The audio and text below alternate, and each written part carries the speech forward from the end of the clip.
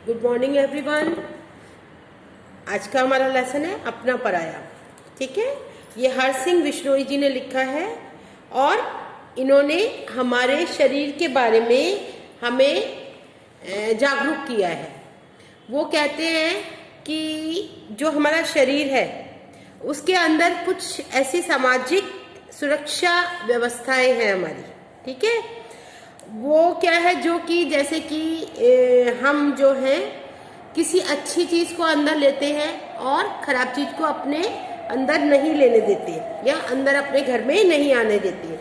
उसी तरीके से जो हमारा शरीर है ये भी जो खराब वस्तुएं हैं या जो हानिकारक चीज़ें हैं वो हमारे शरीर में प्रवेश नहीं करने देते। ठीक है, क्योंकि जो हमारी जो सुरक्षा व्यवस्थाएं हैं, मतलब एक हमारे बॉडी का एक इम्यूनिटी सिस्टम है जो हमें स्ट्रांग बनाए रखता है, वो हर एक के लिए बहुत ही ज़रूरी होता है। अच्छा, किसी भी रोगाणुओं से बचने के लिए हमें स्वच्छ हवा, साफ पानी और अच्छी तरह धोकर के जो भी हम खाने की वस्तु लेते हैं, फल फ्रूट सब्जी जो भी है, वो सब कुछ हमें बहुत ही अच्छी तरीके से साफ सफाई से ही खाना चाहिए और उनका प्रयोग करना चाहिए। ठीक है, और हमें क्या करना चाहिए, रोज़ाना अपने शरीर की बहुत अच्छे से सफाई करनी चाहिए, रोज़ाना नहाना चाहिए। और जो भी हम कुछ खाना बनाते हैं, सब्जी खाते हैं, कुछ भी खाने पीने से पहले हमको अपने हाथ धोना बहुत ज़रूरी है।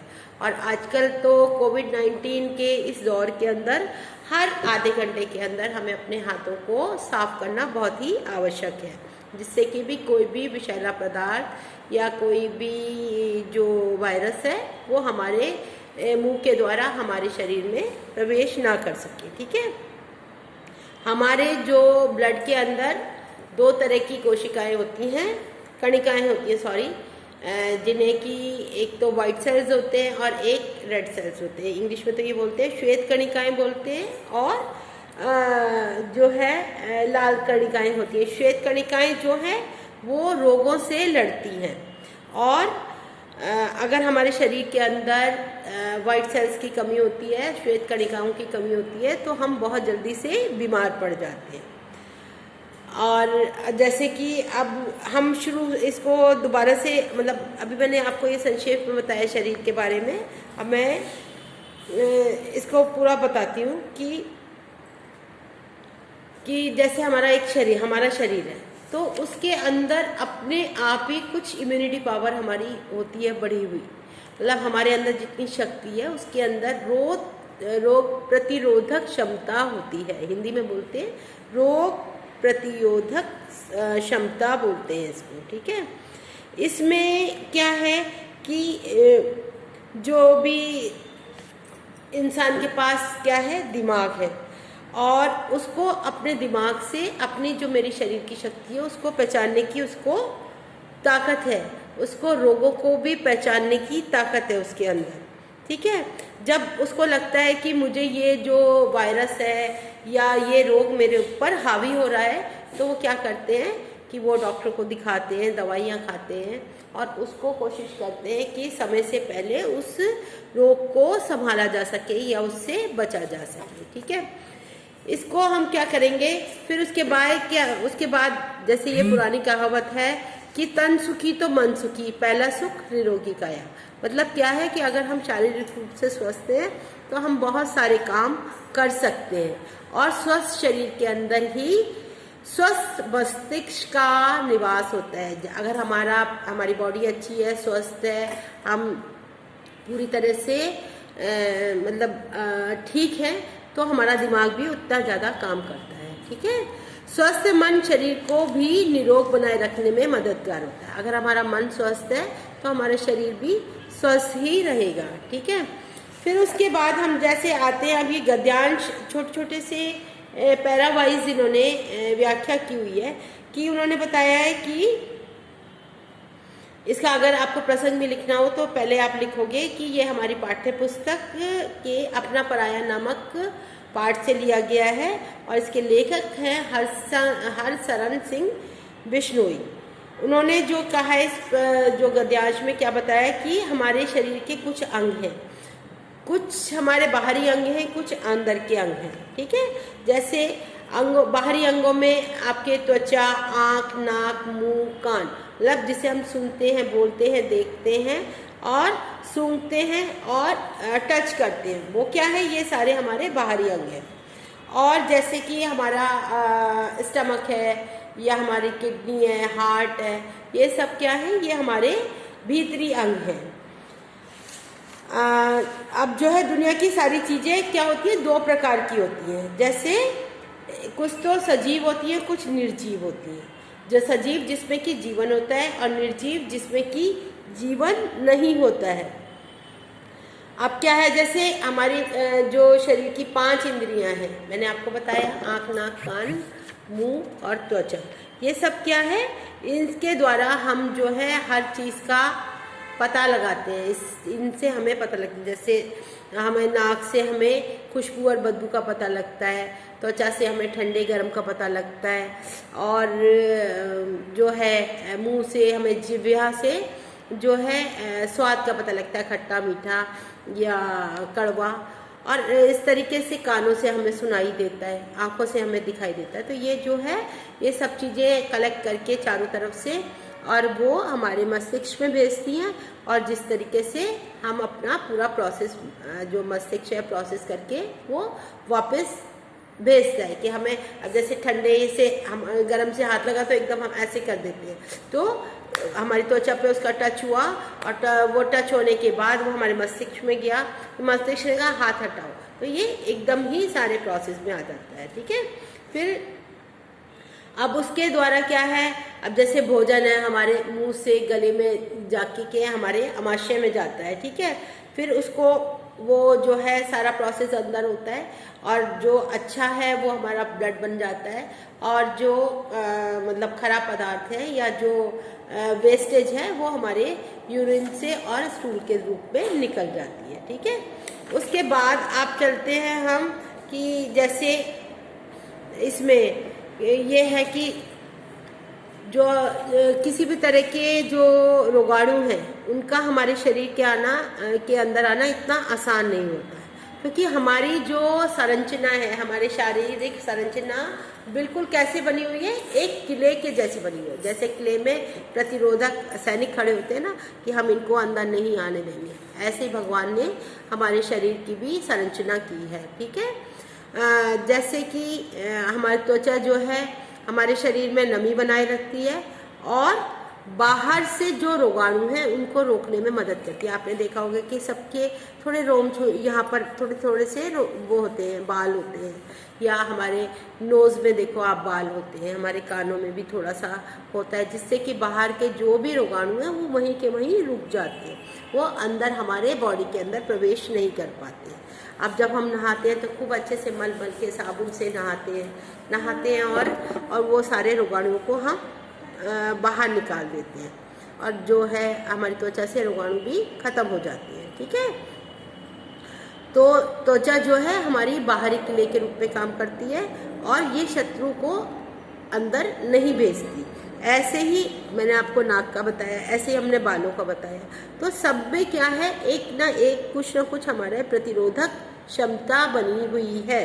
अब जैसे कि नाक के अंदर एक जैसे चिपचिपा और वो लिसलिसा सा पदार्थ होता है, वो क्या होता है, उसमें आकर जैसे कोई गया भी है, कोई हमारे रोगाणु गया भी है, तो वहीं के वहीं वो चिपक जाता है, जिससे कि जब हम नाक साफ करते हैं या हम स्टीम लेते हैं तो वो जो रोग के कीटाणु हैं वो वहीं के रोगाणु जो है वहीं के वहीं मर जाते हैं, ठीक है। फिर उसके बाद जो चिपचिपे पदार्थ को हम क्या बोलते हैं, श्लेष्मा बोलते हैं, ठीक है। और उसके बाद ये सारी चीज़ें अगर वेस्टेज में कोई चला भी गया है तो वो क्या होता है, वो हमारे मलमूत्र के द्वारा बाहर निकल जाता है। अब तीसरा प्रसंग में है, उन्होंने बताया है कि जो हमारे ब्लड के अंदर, खून के अंदर रक्त श्वेत कणिकाएं मौजूद होती हैं, जो जैसे ही उनको पता लगता है कि भाई हमारे शरीर में कुछ रोगाणु घुस गए हैं, तो उनका जो प्रवाह है वो बहुत तेज हो जाता है ब्लड के साथ। और जैसे एक आर्मी लड़नी शुरू, हमारे अंदर की बॉडी की आर्मी लड़नी शुरू हो जाती है। अगर हमारी आर्मी इम्यूनिटी पावर हमारी स्ट्रांग है तो वो जो भी रोग है वो हमारे ऊपर हावी नहीं हो सकता और वो वहीं के वहीं उसका निदान हो जाता है, वो वहीं के वहीं उसकी हम रोकथाम कर लेते हैं। ठीक है, फिर उसके बाद अब जैसे कई बार आपने देखा होगा कोई फोड़ा बच जाता है या कोई दाना होता है, उसमें क्या होता है वो सारा जो वो है इन्फेक्शन है वो एक जगह आ जाता है। अब क्या है कि जब हमारे अगर इम्यूनिटी पावर अच्छी है तो अंदर से जो श्वेत कणिकाएं उनको लड़ना शुरू कर देती है आपस में, और जो उस स्थान को वो फूल जाता है और वो एक मवाद के रूप में बाहर आ जाता है। जब वो मवाद के ऊपर के रूप में बाहर आ जाता है तो मवाद के रूप में जब वो बाहर आ जाता है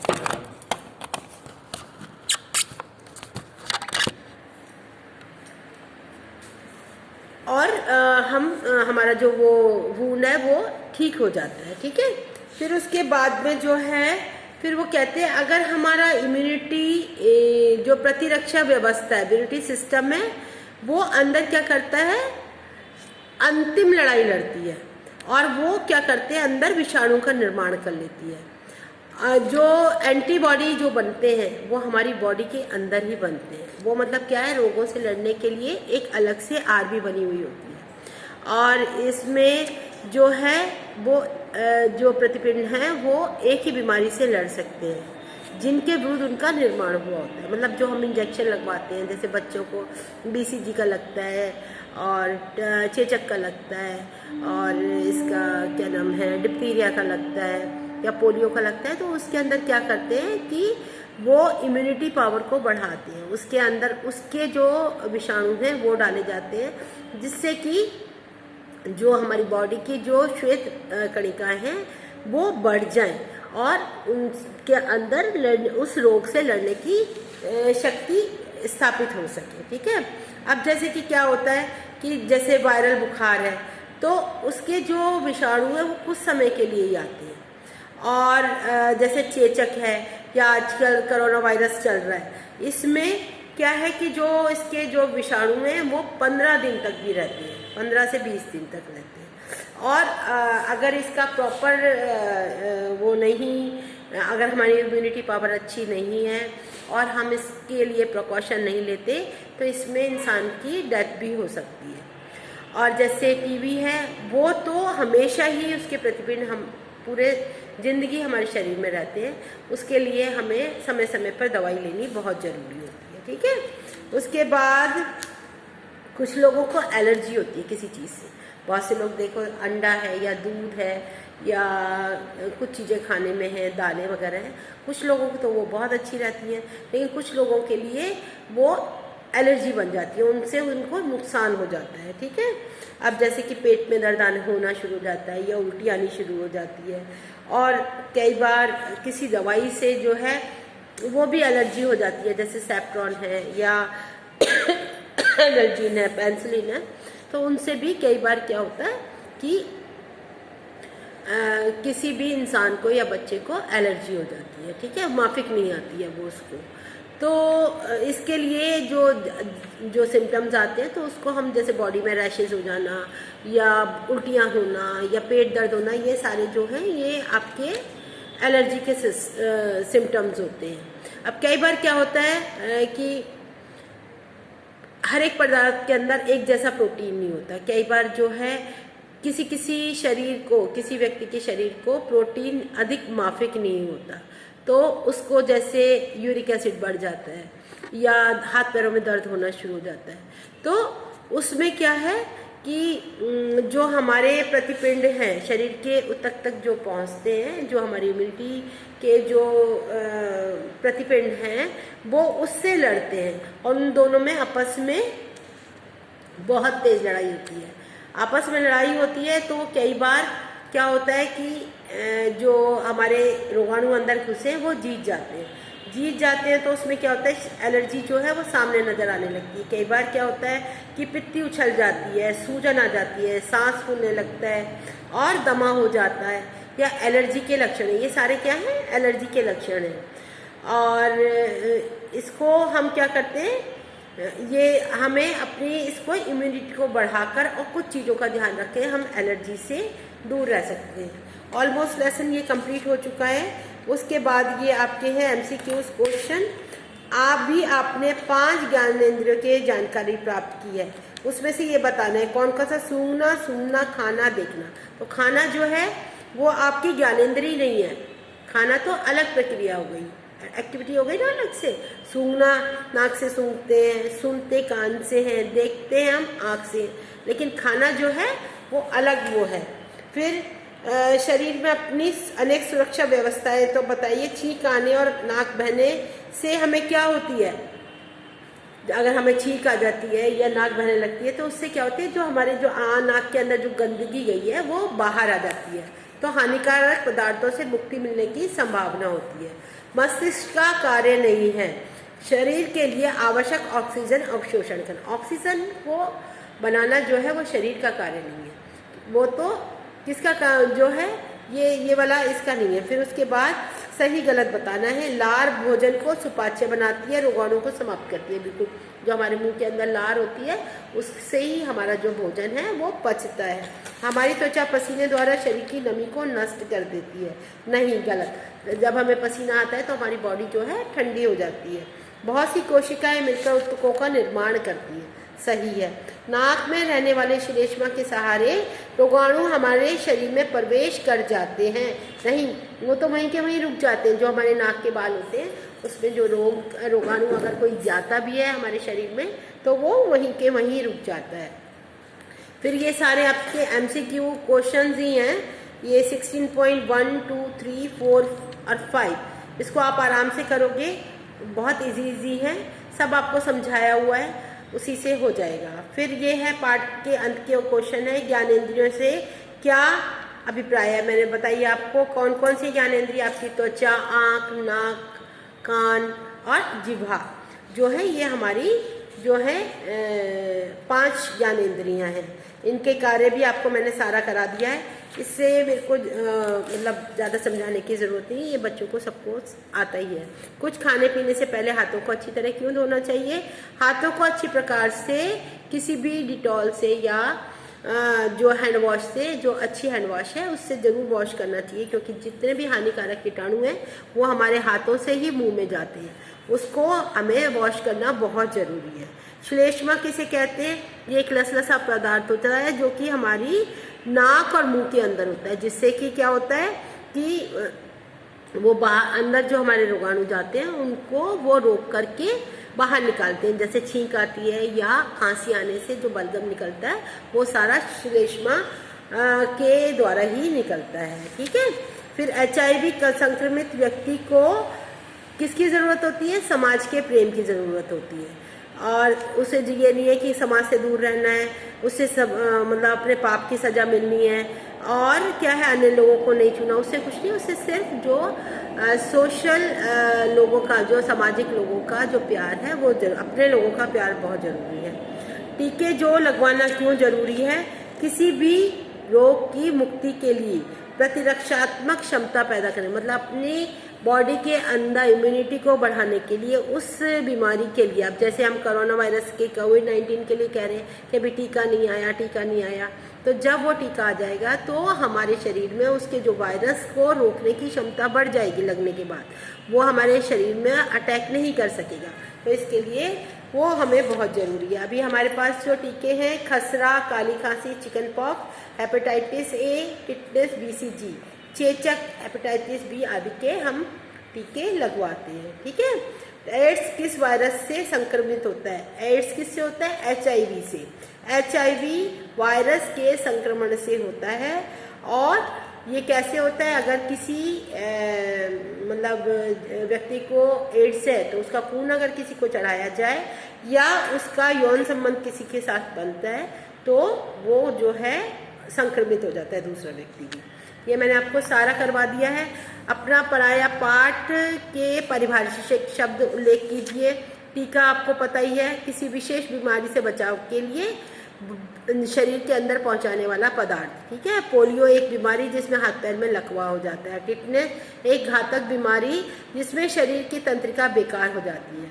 डिप्थीरिया एक घातक बीमारी जिसमें गला जकड़ जाता है, सांस रुकने लगती है। हैजा जो है उल्टी दस्त की बीमारी हो गई। टाइफाइड क्या है? बीमारी, वो मियादी बुखार। टॉक्सिन क्या है? विषैले पदार्थ। ठीक है, ये मैं आपको ऑलमोस्ट सब करा दिया। एमसी क्वेश्चन है, ये एमसीक्यू क्वेश्चन है, इनको आप एक एक को अपनी कॉपी पर अच्छी तरीके से कर लीजिए। और छोटे छोटे क्वेश्चन है, शरीर में विकार कहाँ से आते हैं? गलत खान पान, अनियमितता, व्यायाम और प्राणायाम की कमी से हमारे शरीर में बीमारियां आती हैं।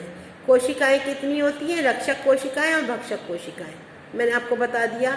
लार का महत्व बता दिया। शरीर में फफोले क्यों पड़ते हैं? एलर्जी के कारण। पानी पीना बहुत क्यों जरूरी है? शरीर में जाकर पानी से हमारे शरीर की सफाई होती है और शरीर के अंगों को नम और शीतल बनाता है। जितना हम पानी पीते हैं हमारी बॉडी अंदर और बाहर से ठंडी रहती है। ठीक है, फिर उसके बाद क्षय रोग क्या है? क्षय रोग जो है इंग्लिश में क्या कहते हैं? इसको टीबी कहते हैं। इसमें खांसी, बलगम, बुखार बना रहता है। लीवर और फेफड़े नष्ट हो जाते हैं और धीरे धीरे क्या होता है? व्यक्ति की मृत्यु हो जाती है। वायरस रोग क्या है? वायरस एक विषाणु इतने मजबूत होते हैं कि वो जो हमारी शरीर की जो इम्यूनिटी पावर है उसको भी खत्म कर जाते हैं, उसको भी खा जाते हैं। तब यह रोगाणु पूरे शरीर में फैल जाता है। जैसे कोविड-19 का है, वो हम अगर हमारी इम्यूनिटी पावर भी अच्छी है, लेकिन जिन लोगों की इम्यूनिटी पावर कमज़ोर होती है उन पर ये बहुत जल्दी से ही अटैक करता है। ठीक है, 2 भयंकर संक्रामक बीमारियों का नाम बताओ। आजकल तो सबको पता है कि हैजा और चेचक, तो ये तो पुरानी है, लेकिन आजकल जो है कौन सी है? कोविड-19 भी इसमें से एक नई बीमारी है। डिप्टीरिया क्या है?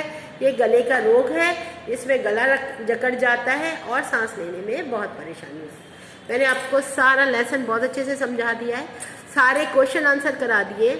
आप इसको अच्छे से समझो, उसके बाद बुक से पढ़ो और कॉपी के अंदर, अपनी नोटबुक के अंदर ये एमसीक्यू, शॉर्ट क्वेश्चन आंसर और ट्रू फॉल्स ये सारा करके और मेरे पास सेंड करो। अगर कोई भी प्रॉब्लम है तो आप मुझे कॉल करो या मैसेज करो। Okay, bye bye, see you, have a good day.